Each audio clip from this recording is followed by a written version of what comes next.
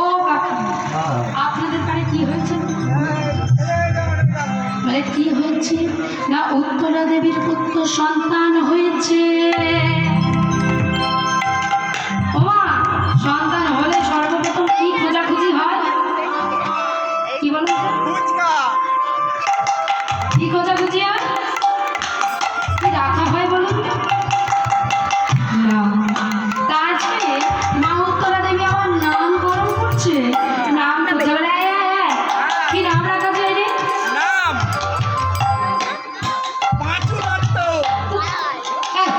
বল কি নাম রাখা যায়? পাপ।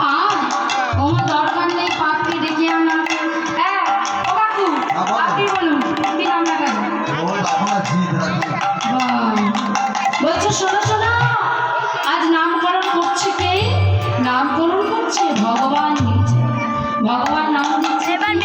বলছে শোনো, সন্তানকে জন্ম নেবার সময় অনেক পরীক্ষা নিরীক্ষা দিয়ে জন্মগ্রহণ করেছে, তাই সন্তানের নাম রাখা হলো ভক্ত পরীক্ষিত।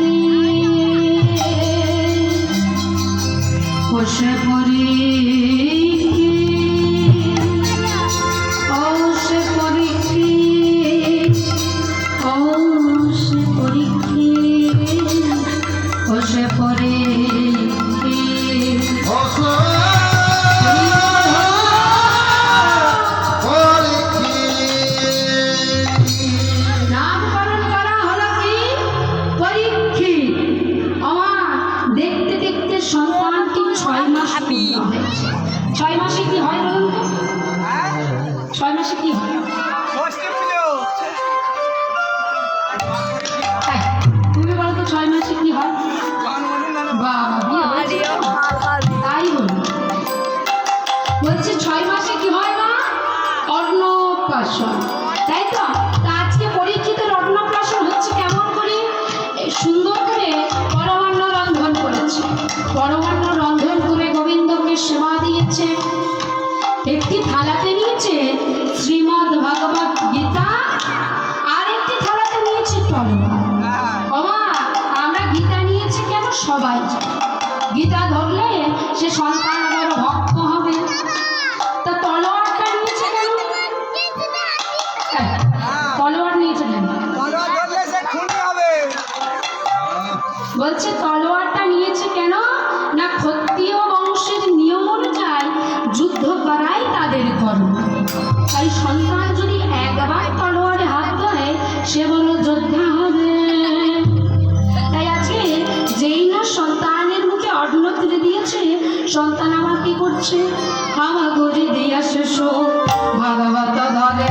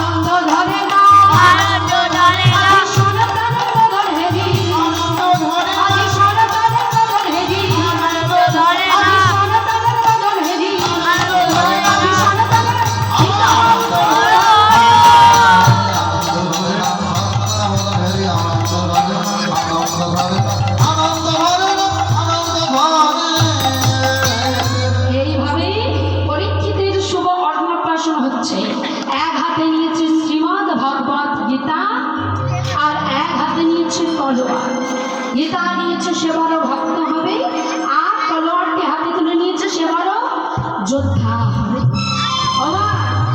আজকে পাড়া প্রতিবেশী অর্থাৎ অন্নপ্রাশনে আসা সমস্ত ভক্তরা কি করছে? প্রাণ ধরেই আশীর্বাদ করছে। আচ্ছা, আশীর্বাদ করতে কি লাগে বলুন তো? এইদিকে কি লাগে বলুন? বেশ, এদিকে কি লাগে আশীর্বাদ করতে? ধান। আচ্ছা, ধান দুর্বা ছাড়া আর কিছু লাগে না? আচ্ছা, হাত যদি না থাকে কি দিয়ে দেব? কি হাত যদি না থাকে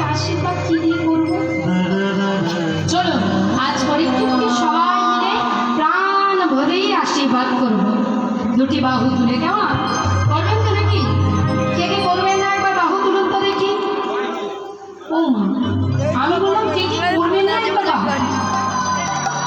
এটা কেমন হলো? আচ্ছা এবার যারা যারা করবেন একবার বাহু তুলুন। বেশ, জয় গোপালা সবাই মিলে গোবিন্দা কৃষ্ণ সবাই মিলে শ্যামল সুন্দর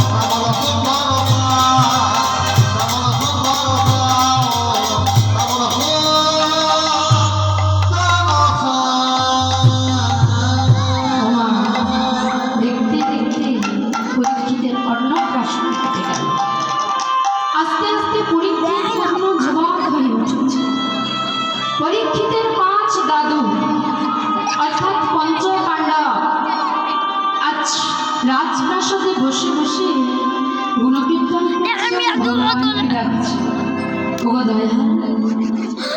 মঙ্গল